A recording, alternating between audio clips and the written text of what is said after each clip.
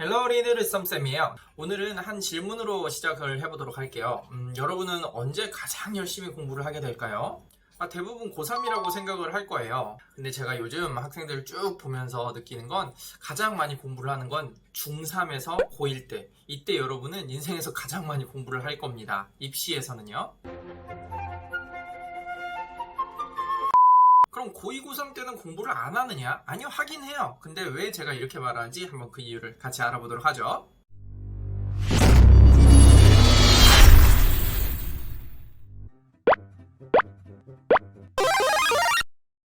자, 우리 그러면 일반적인 사교육의 흐름을 한번 알아보도록 할게요. 우선 유치원 전까지는 어떤가요? 사교육 없을 것 같죠? 아니에요. 사교육이 진짜 엄청나게 많은 곳이 요즘 이 유아 시장이 엄청 활성화되어 있어요. 이때는 뭐 각종 캐릭터를 이용해서 학습이 이루어지는데 대표적으로는 뭐 뽀로로 캠프 아니면은 뭐 호비 이런 것들이 월간으로 이렇게 제공이 되면서 0세부터 5세 이 정도 사이 아이들을 케어를 해줘요.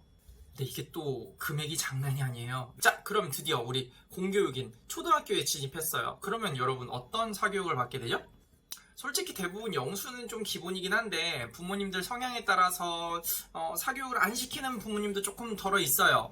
대신에 저학년에는 태권도라든지 아니면 피아노라든지 이런 비교과 과정 이런 거에 신경을 좀 많이 쓰는 편이기도 하죠. 저는 이때 막 마술이랑 승마 이런 거 배우는 학생도 많이 봤어요. 그럼 이런 걸 왜 초등학교 저학년 때는 하느냐? 여러분도 부모님도 아직 여러분이 가지고 있는 능력이 어떻게 발현될지를 모르니까 이것저것 막 다 시켜보는 거야. 그래서 애가 마음에 들어하거나 이게 좋거나 이러면 그쪽으로 좀 밀어주려고. 그러다 보니까 오히려 그 나이 때 사교육을 꽤나 많이 받는 편이에요, 우리나라는.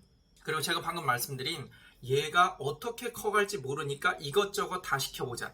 이 멘트는 사교육 시장에서 거의 데우스 엑스 마키나 같은 역할을 해요. 저희 실장님도 거의 입에 달고 사시는 편이죠. 그러다 이제 4학년이 넘어가면은 이제 영수는 거의 다 다닙니다. 거의 다 다니고 기본적으로 월수금 화목토 보통 이렇게 나눠서 다니게 되겠죠. 그런 학교가 여러분이 생각하는 것보다 좀 일찍 끝나요. 여러분 초등학교 때 기억나요? 보통 4시 전에 수업이 다 끝나거든. 근데 엄마 아빠가 퇴근이 일반적으로는 7시에는 집에 들어오세요. 그러면 우리가 3시간은 어디 있어야 된다? 학원에 있어야 된다. 아시잖아요? 그래서 이 시기에 여러분 생각보다 사교육을 많이 진행하는 편이에요. 그런데 여러분이 나이가 좀 어리다 보니까 집중력이 좀 얕아. 그러다 보니까 3시간, 4시간짜리 수업을 풀로 이렇게 집중력 있게 끌고 갈 수가 없어요. 그러다 보니까 2시간짜리 수업이 대부분이에요. 1시간 반 하는 데도 있고. 그러면 어머니, 아버지가 늦게 들어오는 경우에는 보통 학원을 하루에 2군데 가는 경우가 생겨요. 그리고 이런 경우는 굉장히 흔하죠. 그럼 보통 영수 기본 깔고 그 위에다가 논술 하나랑 그 다음에 아까 말한 비교과 하나 이 정도 깔아가지고 일주일 진행하는 경우가 많아요. 꽤 많은 비용이 들어가겠죠. 근데 여기까지만 해도 그렇게 막 학업적으로 굉장히 빡빡하다, 빡세다 이런 느낌은 좀 아니에요. 그냥 아이가 어떻게 커갈지 모르니까 옆에서 복돋아 주자. 어차피 점수화 시키는 것보다는 아이의 흥미를 발현해주자 이런 느낌의 성격이 강하긴 한데 드디어 중학교에 딱 오잖아? 그러면 상황이 완전히 바뀝니다. 예전에는 내가 이 고등학교를 어떻게 해서 갈 수 있을까? 해서 이 3년 동안 이 고등학교에 가기 위한 준비를 하는 사교육이 일반적으로 이루어졌었어요. 그런데 요즘은 추세가 좀 바뀌었지. 왜냐? 요즘은 고등학교가 학종 위주다 보니까 비교과 활동을 고등학교 때는 굉장히 많이 챙겨야 돼. 그거를 학부모님들도 잘 알고 계세요. 그러다 보니까 교과, 즉 국어, 영어, 수학, 사회, 과학 여기까지 중학교 때 다 끝내버리겠다는 그런 계산이 쓰게 되는 거지. 특히 영어는. 왜냐면 영어는 사실 어머니 아버지께서 여러분이 어렸을 때부터 꽤나 강조를 많이 하셨어. 막 이렇게 아장아장 이렇게 놀고 있으면 옆에 와가지고 헤이 베이비 막 이러면서 이렇게 얘기를 해준단 말이야. 그러니까 그걸로 귀가 어느 정도는 좀 뚫려 있어요. 옛날 사람들에 비해서. 듣기 평가만 해봐도 나오잖아요. 어느 정도 점수는 나오잖아. 그치? 그렇기 때문에 영어는 조금 더 선행이 빨리 들어가는 편이잖아요. 그래서 보통 요즘 중학생 상대 학원에서는 중3 때까지 수능을 끝내야 된다. 이렇게 말을 해요. 어머니들은 깜짝 놀라시면서 우리 아이가 굉장히 느린 줄 알지. 보통은 요즘 이렇게 영업을 합니다. 그럼 여기서 조금 옆으로 새는 건데 그럼 엄마들이 혹해가지고 어머 중3 때까지 수능 다 끝내야 된대요. 얘야 빨리 영어를 하자꾸나 이럴까? 그렇진 않아요. 왜냐면은 영어학원은 그런 식으로 전략을 짜주는데 수학학원은 어떻게 짜냐면 어머님 아이가 중3 때까지 미분적분은 안 끝내놓으면 정말 큰일 나요, 어머님. 근데 영어는 어머님 애가 조금 하잖아요. 그러니까 수학은 엄청 지금 많이 하셔야 돼요. 이렇게 막 접근을 한다? 그러니까 엄마들은 영어도 빨리 끝내야 되는데 수학은 더 빨리 끝내야 돼! 막 이런 식의 마음이 들어가지고 요즘 이번 방학에 10 to 10 뭔지 알죠? 아침 10시부터 밤 10시까지 진행하는 수학학원에 중1들이 그렇게 많이 지원해요. 지금 반에 사람이 많아서 못 들어간대.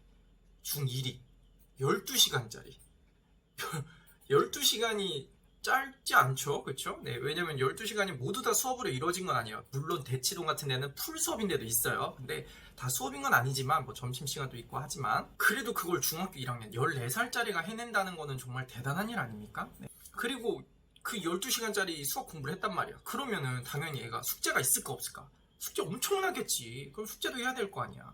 그러면 진짜 하루에 수학에 몰입하는 시간이 엄청나게 길어요. 그런데 그게 없어서 못한다는 거지 지금.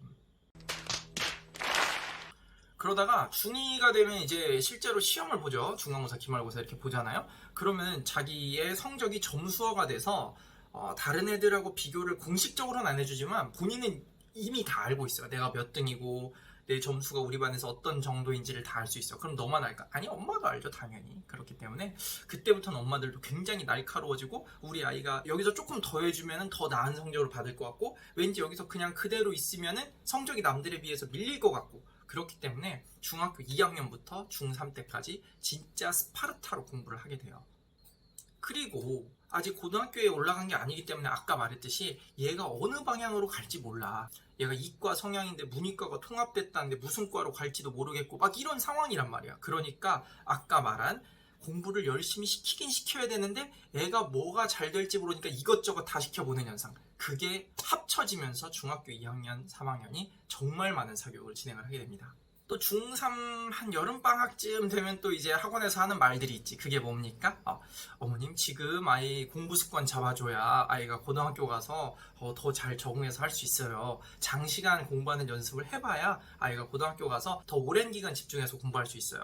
저 이 말 굉장히 동의하는 편이긴 해요. 상술에 가깝지만 맞는 말은 맞습니다. 그러다 보니까 뭐 중학교 3학년 여름방학 때는 특강 한다 그러면 막 풀로 다 듣고 막 10 to 10 막 영어도 10 to 10 수학도 10 to 10 막 이래가지고 애들 막 녹초돼서 들어오고 이런 게 진짜 흔해요.